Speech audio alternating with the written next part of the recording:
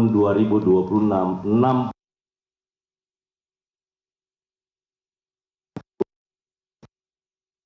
Undang Hukum Pidana Peninggalan Kolonial Belanda menjadi kitab undang-undang KUHP nasional kita seperti yang ada sekarang, yakni Undang-Undang Nomor 1 Tahun 2023. Bisa dibayangkan hukum pidana material kita 118. Sementara hukum acara kita, hukum pidana itu malah duluan selesai di tahun 81.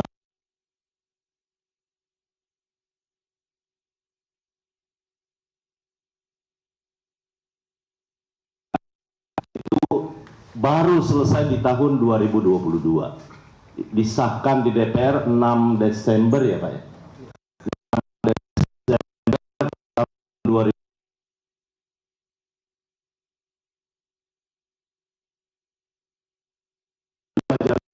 Tahun 2023. Yang pertama saya ingin menjelaskan, nanti akan dijelaskan secara detail karena Pak Wamen adalah ketua tim pemerintah pada saat untuk KUHP. Kemudian saya tugaskan kepada Pak Wamen untuk tim beserta dengan tim 12. 3 diantaranya ada di hadapan kita semua, Pak Sekjen juga masuk, Pak Dirjen PP juga masuk, ada yang dari Kejaksaan, dari Kepolisian, dari Mahkamah Agung. Intinya yang saya ingin sampaikan kepada teman-teman semua, bahwa perlakuan KUHP, sekalipun hari ini kita mendengar ada beberapa isu yang mungkin ya, masih menimbulkan perdebatan di antara kalangan di jutsu, tetapi yang paling sering kita dengar dan sampai hari ini masih nadanya masih agak sedikit minor, yakni adalah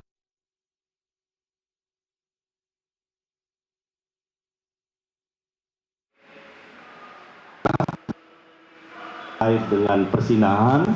Dan yang ketiga adalah pemidanaan bagi demonstran.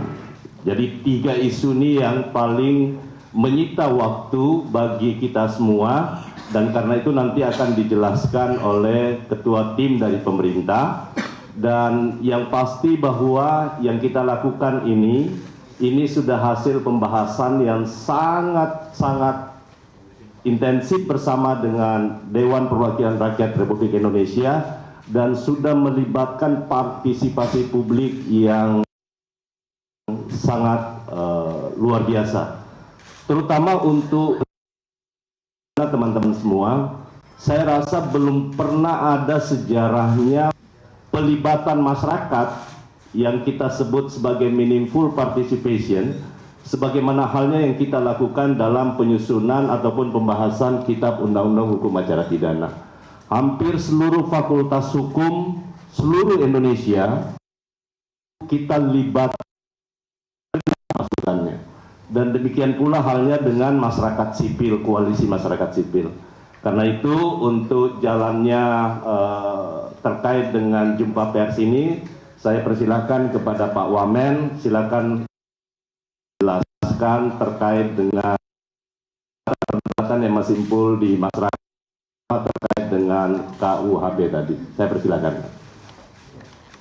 Terima kasih Pak Menteri yang saya hormati, Pak Sekjen, Pak Dirjen PP, Saudara Albert dan rekan-rekan wartawan.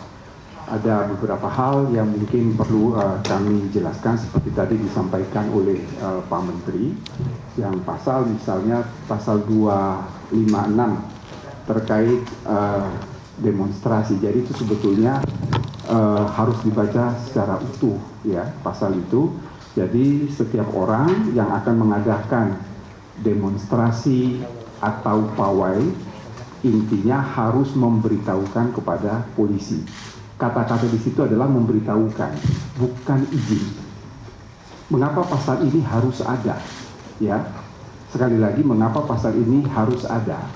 karena ini berdasarkan pengalaman yang pernah terjadi di Sumatera Barat, di mana sebuah mobil ambulans yang membawa pasien itu, dia mati di dalam karena terhadang oleh demonstran. Jadi tujuan memberitahu ke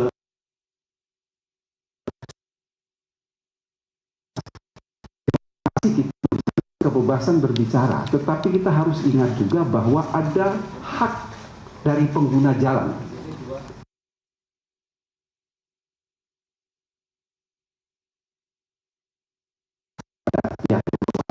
Tugas pihak yang berwajib itu bukan melarang dilakukan demonstrasi, tetapi pihak berwajib itu dalam hal ini adalah polisi untuk mengatur lalu lintas supaya hak pengguna jalan lain itu tidak dilanggar. Itu intinya.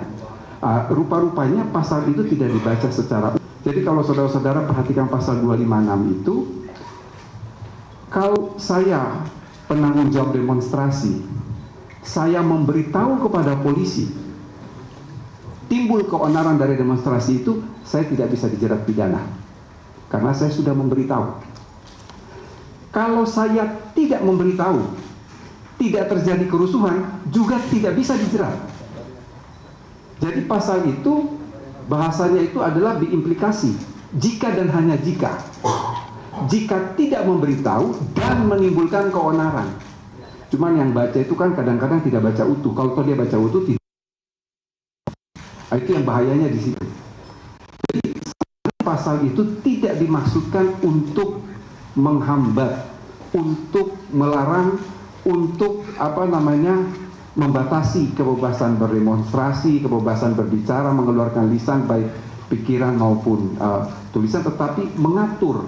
Mengatur itu sama sekali tidak melarang, tapi memberitahu. Itu adalah esensinya mengapa tidak menggunakan meminta izin, tapi memberitahu. Jadi cukup yang akan bertanggung jawab atas pawai atau demonstrasi memberitahukan kepada pihak yang berwajib, itu sudah selesai.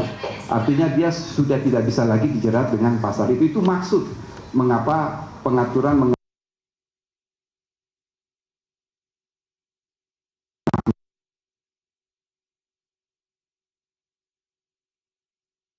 disampaikan oleh Pak Menteri adalah pasal penghinaan terhadap pemerintah. Jadi ada putusan MK tahun 2006, kalau teman-teman masih ingat, itu persoalan mobil Jaguar. Pasal 134 bis itu diuji di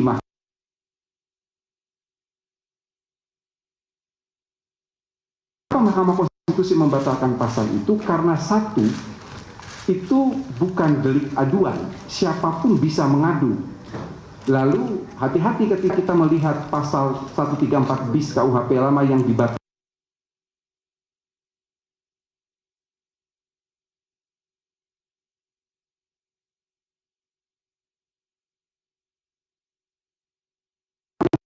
Mengikat. Di dalam pertimbangan Mahkamah Konstitusi, pasal penghinaan itu dikatakan oleh Mahkamah Konstitusi bahwa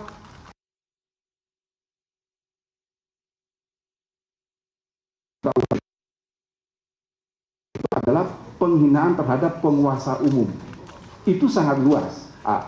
Di situ dikatakan oleh Mahkamah Konstitusi, pasal penghinaan terhadap penguasa umum itu harus merupakan delik aduan. Berdasarkan pertimbangan Mahkamah Konstitusi itulah pemerintah dan DPR terhadap lembaga negara. Cuman kita batasi. Kalau pakai KUHP lama, itu ketua pengadilan negeri dihina, Kapolres dihina, itu bisa kena pasal itu. Tetapi pasal yang ada dalam KUHP itu sudah dibatasi. Jadi penghinaan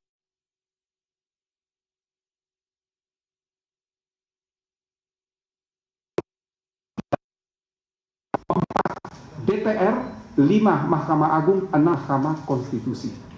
Jadi sangat terbatas. Dan itu delik aduan. Delik aduan yang harus mengadukan itu adalah pimpinan lembaga. Apa dasar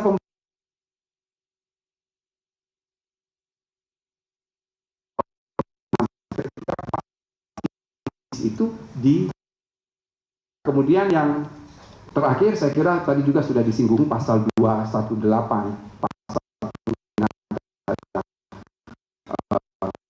presiden.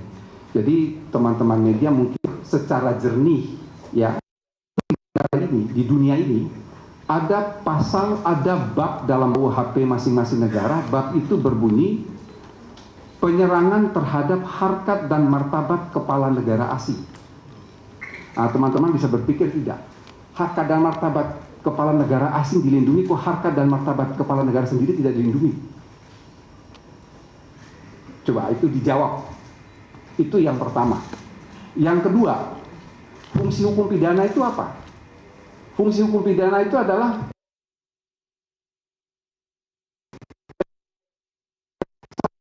dua masyarakat, tiga individu.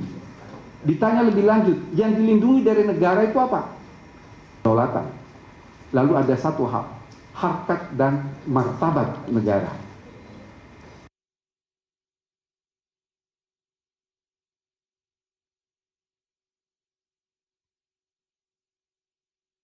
Yang ketiga, mengapa pasal ini harus ada? Ini adalah pengendalian sosial. Bapak Ibu bisa bayangkan kalau bahasanya Pak Menteri itu sebagai suatu kanalisasi lah. Bahasanya Pak Menteri. Presiden dan Wakil Presiden itu punya pendukung. Minimal adalah 50% plus 1. Bapak Ibu saudara-saudara bisa bayangkan kalau pendukungnya tidak, presiden dan wakil presidennya itu dihina terus kemudian terjadi anarkis.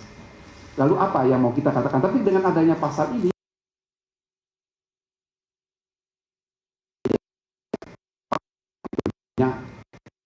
saya waktukan kira-kira seperti itu. Jadi ini adalah kanalisasi. Yang berikut, ini yang berulang kali, tolong membaca pasal 218 ini sekaligus dengan penjelasannya.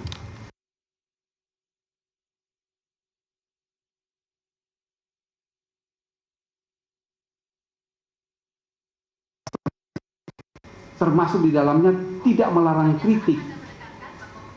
Mengapa kritik ini karena kritik dan menghina itu adalah dua hal yang beda. Jadi yang dilarang betul di dalam pasal 21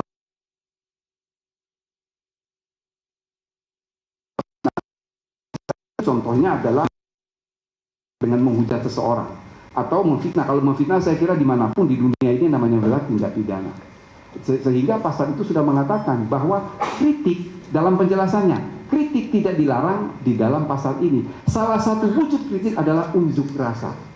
Jadi pasal 218 beserta penjelasannya itu kalau dibaca utuh maka terlihat jelas antara bagaimana itu menghina dalam konteks menista atau fitnah, dan yang berikut adalah soal kritik itu.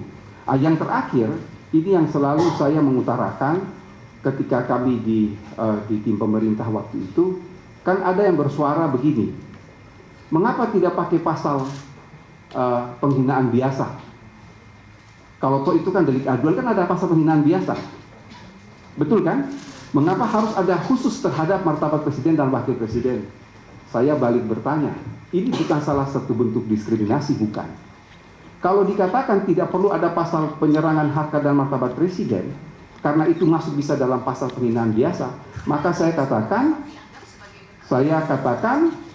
pasal makar yang pembunuhan terhadap presiden dan wakil presiden itu dihapus saja. Toh ada pasal pembunuhan biasa. Mengapa tidak menggunakan pasal pembunuhan biasa, tapi harus ada tentang makar terhadap nyawa presiden dan wakil presiden? Artinya apa, saudara-saudara? Penyerangan harkat dan martabat presiden ini sama sekali bukan bentuk diskriminasi, tapi ini adalah primus inter pares. Apa artinya primus inter pares? Presiden dan wakil presiden itu adalah yang utama di antara yang sederajat. Mengapa pasal-pasal ini harus ada? Jadi waktu itu pertimbangan DPR dan pemerintah ada 5 alasan mengapa sampai pasal ini harus ada, pasal 218. Saya kira itu saya tambahan dari saya, Pak Menteri. Terima kasih. Baik, sudah clear ya dari penjelasan pemerintah khusus yang terkait dengan isu yang lagi hangat terkait dengan hukum kitab undang-undang hukum pidana kita ya. Terkait satu lagi menyangkut soal persinahan ya yang belum sempat disinggung. Saya ingin sampaikan bahwa pasal persinahan yang ada di dalam KUHP yang baru sesungguhnya tidak berbeda jauh dengan pasal persinahan di KUHP yang lama. Satu-satunya yang baru adalah Karena kalau di KUHP yang lama itu hanya mengatur persinahan yang dilakukan oleh salah satunya sudah berkeluarga, pernikahan, ada hubungan pernikahan ya. Tapi di dalam KUHP yang baru itu juga ada yang terkait dengan anak ya, yang harus dilindungi. Tetapi kedua-duanya tetap adalah delik aduan. Jadi yang boleh mengadu adalah suami atau istri atau orang tua dari si anak. Jadi ini perdebatannya pada saat pembahasan di DPR bersama dengan pemerintah sangat dinamis, ya sangat dinamis. Ini perdebatan soal moralitas ya di antara partai-partai baik yang berideologi partai-partai yang nasionalis maupun yang agama ya, akhirnya lahir kompromi yang seperti ini ya. Tetapi intinya tidak merubah dari KUHP yang lama kita tadi. Jadi itu yang pasal 284 di KUHP yang lama ya. Itu yang soal KUHP. Berikutnya teman-teman sekalian, kita masuk ke Kitab Undang-Undang Hukum Acara Pidana. Di dalam Undang-Undang Hukum Acara Pidana banyak hal saya ingin sampaikan kepada teman-teman semua, banyak hal yang luar biasa, sesuatu yang sangat progresif yang diambil oleh pemerintah bersama dengan DPR. Memang banyak hal yang baru, tetapi sekali lagi ini dimaksudkan semata-mata adalah mewujudkan sebuah criminal justice system kita. Banyak yang berpendapat bahwa kenapa Polri disebut sebagai penyidik utama. Padahal di lembaga penuntutan jaksa itu cuma satu, ya. Kejaksaan itu satu penuntut. Pengadilan juga satu saja, Mahkamah Agung. Kok dipersoalkan penyidik yang jadi masalah? Padahal baik penuntut maupun pengadilan itu satu ya. Yang kedua, ada beberapa kenapa disebut sebagai penyidik utama, karena ada beberapa tindak pidana di luar KUHP yang ada penyidik pegawai negeri sipil. Nah, ini yang perlu diseragamkan, nanti dikoordinasikan oleh penyidik Polri ya.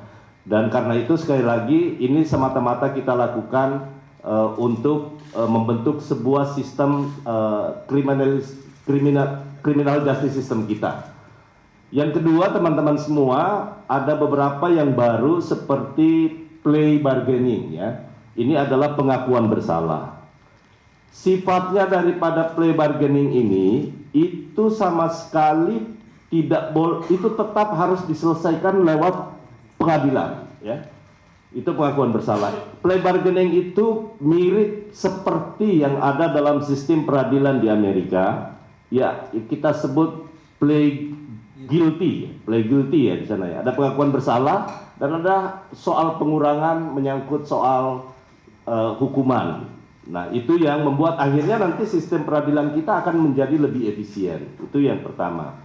Yang kedua, teman-teman semua, yang dikhawatirkan oleh teman-teman semua bahwa nanti semua bisa dilakukan penangkapan, penyitaan, penahanan, sembarangan, tidak izin pengadilan, itu sama sekali tidak benar ya. Semua nanti akan dijelaskan oleh ketua tim menyangkut soal isu-isu yang terkait dengan Kitab Undang-Undang Hukum Acara Pidana kita. Silakan Pak Wamen untuk menjelaskan 12 isu krusial dalam KUHP, dan nanti mungkin silakan Pak Dirjen juga Pak Sekjen ya, mulai dari penyelidikan, termasuk yang paling baru yang akan kita lakukan adalah menyangkut soal restoratif justice. Ini yang paling banyak juga didiskusikan dan banyak mendapatkan kritikan. Padahal sesungguhnya dengan restoratif justice, maka tidak semua tindak pidana itu kemudian akan bermuara di pengadilan, berujung di pengadilan. Kita berharap seperti itu, mudah-mudahan, tapi tentu sekali lagi tidak boleh penghentian sebuah perkara itu ataupun restoratif justice itu tidak boleh dilakukan sembarang. Itu pasti nanti harus ada penetapan pengadilannya. Dan yang paling penting teman-teman semua, sekarang kan masa transisi, ya. Pasti bertanya bagaimana mungkin kesiapan aparat kepolisian sebagai penyidik, kemudian penuntut umum, kemudian pengadilan, maupun juga sampai kepada lembaga pemasyarakatan. Saat ini baik kepolisian, kejaksaan, Mahkamah Agung sudah membuat surat edaran teman-teman semua kepada Kapolda, Kajati, Kapolres, Kajari, bahkan Kacapjari dan seluruhnya terhadap penyesuaian pemberlakuan Kitab Undang-Undang Hukum Acara Pidana kita yang berlaku di tanggal 2 Januari. Namun demikian saya persilakan kepada Pak Wamen untuk menjelaskan terkait dengan 12 isu krusial di Undang-Undang KUHP kita. Silakan, Pak. Ya, makasih Pak Menteri, saudara-saudara. Ya, pertama-tama saya harus menyampaikan dulu bahwa sebetulnya kami agak kecewa juga. Ada salah satu TV nasional pada tanggal 31 Desember itu menayangkan KUHP di TV-nya, dan itu KUHP bukan yang disahkan. Itu saya agak kaget juga ya. TV besar menayangkan KUHP yang bukan disahkan, KUHP masih dalam bentuk draft, sehingga banyak timbul kritik. Artinya saya harus mengatakan media juga tidak up to date. Dan itu harus diakui, karena ditayangkan saya foto itu.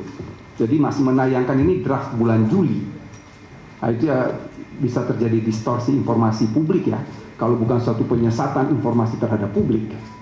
Jadi yang ingin kami sampaikan pertama bahwa di dalam KUHP yang baru itu ada yang namanya diferensiasi fungsional yang menitik beratkan penyidikan pada kepolisian, penuntutan pada kejaksaan, kemudian pengadilan pada hakim, lalu advokat.